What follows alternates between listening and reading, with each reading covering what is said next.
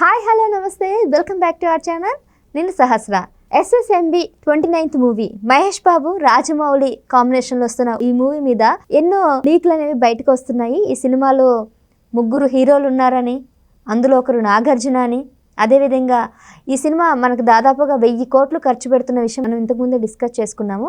So 1000 కోట్ల budget కాబట్టి so పెద్ద హీరోలు అందరూ కూడా ఇందులో నటించే అవకాశం ఉందని అంటున్నారు. మరి ఇది ఎంతవరకు నిజం అనే అంశం మీద ఇవాళ మనతో పాటు ఉన్నారు ప్రముఖ ఫిలిం క్రిటిక్ హేమసుందర్ గారు. వారిని అడిగి మరిన్ని విషయాలు ఈ సినిమా గురించి తెలుసుకునే ప్రయత్నం చేద్దాం. నమస్తే sir. So Mahesh Babu Rajamouli cinema మనం ఇంతకుముందు మాట్లాడుకున్నప్పుడు మహారాజ్ అని అనుకున్నాము. సో మరి ఈ సినిమా మహారాజ్ అనే సినిమాలో నాగార్జున గారు యాక్ట్ చేస్తున్నారా? ఇది దుర్గా ఆర్ట్స్ బ్యానర్ మీద వస్తున్న సినిమా. ఎందుకంటే దుర్గా ఆర్ట్స్తో రాజమౌళి గారికి ఎప్పుడో కమిట్మెంట్, 15 ఏళ్ళ క్రితం ఉన్న కమిట్మెంట్ ఇది. అలాగే మహేష్ బాబుకి కమిట్మెంట్ ఉంది. ఇప్పటికీ పట్టాలు ఎక్కుతుంది. ఇది RRR తర్వాత రాజమౌళి గారి సినిమా కాబట్టి, అలాగే మొట్టమొదటిసారిగా రాజమౌళితో మహేష్ బాబు సినిమా కాబట్టి ఈ ప్రాజెక్ట్ మీద భారీ అంచనాలు అయితే ఉంటాయి. ఒక మహేష్ బాబు అయితే ఇది పాన్ వరల్డ్ సినిమా అంటున్నారు. ఒక మహేష్ బాబు అయితే అంత క్రేజ్ ఉండదు. అంటే మహేష్ బాబు రాజమౌళి సినిమాగానే అవుతుంది. ఇది పాన్ ఇండియా సినిమా లేదా పాన్ వరల్డ్ సినిమా అవ్వాలంటే ఆ తరహాలో ఆర్టిస్టులు ఉండాల్సిందే కంపల్సరీగా. ఎందుకంటే ఒక పవర్ఫుల్ విలన్ ఉండాలి. ఆ విలన్ ఎవరు? పైగా ఈ సినిమా ఓపెనింగ్కి Steven Spielberg, James Cameron, Avatar director James Cameron కానీ వీళ్ళు వస్తున్నారని చెప్పి మేలో ఓపెనింగ్కి రాబోతున్నారని వార్తలు అయితే వస్తున్నాయి. అంటే భారీగా ఈ సినిమా గురించి చర్చలు సాగుతున్నాయి. అలాగే మహేష్ బాబుతో పాటు ఇంకొక 3 హీరోలు ఉంటారనే ప్రచారం కూడా జరుగుతుంది. ఆ 3 ఎవరు అనేది ఇంకో ప్రశ్న. 3లో నాగార్జున, మీరు అన్నట్టుగా నాగార్జున పేరు అయితే బయటకు వచ్చింది. ఎందుకంటే నాగార్జున ఎందుకు ఉంటాడు అంటే, నాగార్జునకి దుర్గా ఆర్ట్స్కి ఒక అవినాభావ సంబంధం ఉంది. Durga arts banner KL Narayana గారు, ఎస్ గోపాల్ రెడ్డి గారు, senior cameraman S Gopal Reddy గారు, వాళ్ళిద్దరూ పార్ట్నర్స్గా ఏర్పడిన బ్యానర్గా చెప్పొచ్చు దాన్ని. మరి వాళ్ళ బ్యానర్లో మంచి హిట్లు ఉన్నాయి. క్షణక్షణం కానీ, నాగార్జున సినిమాలో 2 ఉన్నాయి మంచి హిట్లు. హలో బ్రదర్ కానీ, అదే సంతోషం సినిమా, దశరథ డైరెక్షన్లో వచ్చిన సంతోషం సినిమా, వీళ్ళ బ్యానర్ సినిమానే. అంటే నాగార్జున ఒక విధంగా చెప్పాలంటే ఆ బ్యానర్కి సొంత మనిషి అనుకోవచ్చు. కాబట్టి ఖచ్చితంగా నాగార్జున ఉండే అవకాశం అయితే ఉంది. పైగా నాగార్జున హిందీ సినిమా వాళ్ళకి కూడా తెలుసు కాబట్టి, చాలా హిందీ సినిమాలు కూడా చేశాడు కాబట్టి, ఇప్పుడు మన మధ్యన బ్రహ్మాస్త్రలో కూడా ఆయన ఉన్నాడు కాబట్టి నాగార్జున ఖచ్చితంగా ఉండే అవకాశం అయితే ఉంది. మహేష్ బాబు, నాగార్జున అంతవరకు కన్ఫర్మ్.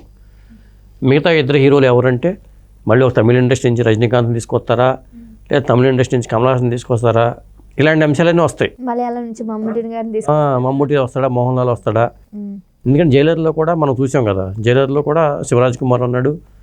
రజనీకాంత్ హీరో అయినా కానీ శివరాజ్ కుమారు, ఆ తర్వాత మోహన్ లాల్, వీళ్ళందరూ కనిపించారు. అలాగే జాకీ ష్రాఫ్ బాలీవుడ్ నుంచి కనిపించాడు.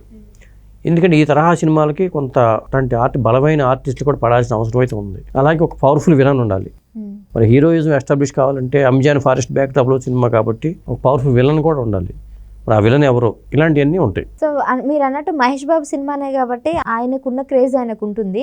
ఈసారి ఇది హాలీవుడ్ రేంజ్లో తీసుకెళ్తున్నారు కాబట్టి హాలీవుడ్ స్టార్స్ కూడా ఉండే అవకాశం ఉంటుందా? మరి న్యూజిలాండ్ నుంచి సెల్సీ అనే ఆర్టిస్ట్ ఉందని అంటున్నారు. అలాగే దీపికా పదుకొనే ఉంది జోడీగా. మరి మహేష్ బాబు జోడీగానా లేకపోతే దీపికా పదుకొనే ఎవరో, అట్లాంటివి ఉన్నాయి. హీరోయిన్ల పరంగా చూసుకున్నా కానీ అట్లా ఉంటారు.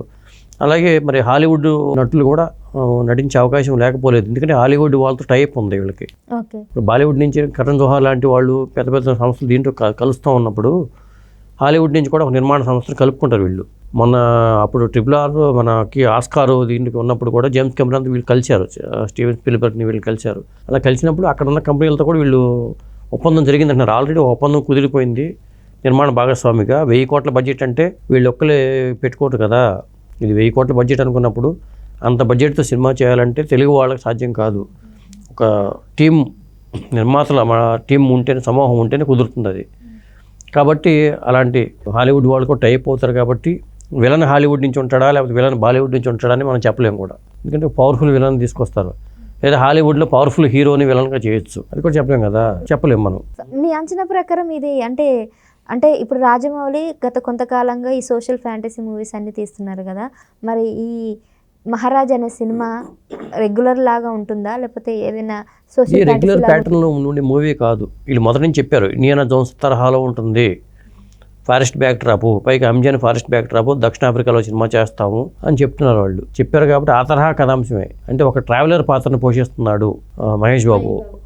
మొత్తం ప్రపంచం మొత్తం తిరుగుతారు. ఆ జర్నీ అంటే మరి అతను ఆ జర్నీ ఎక్కడి నుంచి ఎక్కడ మొదలవుతుంది, ఎక్కడి నుంచి ఎక్కడికి వెళ్తాడు, అతని లక్ష్యం ఏంటి, ఇదే కదా సినిమా కథకి. ఏంటంటే అతని జర్నీ ఏంటి, హీరో జర్నీ ఎలాంటిది, ఆ జర్నీలో అతనికి ఒక పర్పస్ ఉండాలి, ఆ పర్పస్ ఎలాంటిది, అది నెరవేరిందే లేదా, అదే సినిమా అవుతుంది. అట్లాంటి బ్యాక్డ్రాప్ తీసుకున్నాడు ఆయన. తీసుకున్నప్పుడు ఆ జర్నీలో అతనికి ఎదురయ్యే ఇబ్బందులు, అతనికి ప్రతిఘటనలు, అతను ఎదుర్కోవడం, ఆ జర్నీలో అతనికి తోడుగా ఉండే హీరో పాత్రలు కావచ్చు, నాగార్జున కానీ ఇంకొక ఇద్దరు హీరోలు కానీ అతనికి హెల్ప్ అవ్వచ్చు. ఇలా డిజైన్ చేసుకుంటారు కథ వేసుకున్నప్పుడు. కాబట్టి మరి ఇంతకాలం గ్యాప్, ఆ ట్రిపుల్ ఆర్ తర్వాత ఇంత గ్యాప్ తీసుకున్నారంటేనే కథ విషయంలోనూ, ఆర్టిస్టుల విషయంలోనూ, కాల్ షీట్ల విషయంలోనూ పక్కా ప్లానింగ్ లేకుండా రాజమౌళి ఏది చేయరు. కాబట్టి ఆ పక్కా ప్లానింగ్తోనే వీళ్ళు ముందుకెళ్తున్నారు అనుకోవచ్చు. సో నిజంగానే ఈ సినిమా ఎన్ని రోజులు పట్టొచ్చు? మీరు నాకు తెలిసి 2-3 ఏళ్ళు పడుతుంది 2-3 ఏళ్ళు షూటింగ్కి. పడుతుంది. సో మామూలుగా బాహుబలి సినిమానే 2 సంవత్సరాలు పట్టింది ఒక్కొక్క పార్ట్ తీయడానికి. మరి ఇప్పుడు 1000 కోట్ల బడ్జెట్, అది కూడా పాన్ ఇండియా కాదు, పాన్ వరల్డ్ అని చెప్పాలి. హాలీవుడ్ రేంజ్లో తీస్తున్నటువంటి ఈ మహారాజ్ అనే టైటిల్ అప్పటి వరకు అయితే అనుకుంటున్నాం. మరి ఈ సినిమా అన్ని రోజులు అంటే దాదాపు ఒక 2-3 ఏళ్ళు పడుతుంది కాబట్టి సో పెద్ద స్టార్స్ అందరూ కూడా ఇందులో ప్యాడింగ్ అయితే ఉన్నారు. సో నాగార్జున గారు ఉండొచ్చు అని కూడా అంటున్నారు. మరి ఇంకా మిగిలిన హీరోలు ఎవరో కూడా కొద్ది రోజుల్లో మనకు తెలుస్తుంది. Thank you sir. Thank you.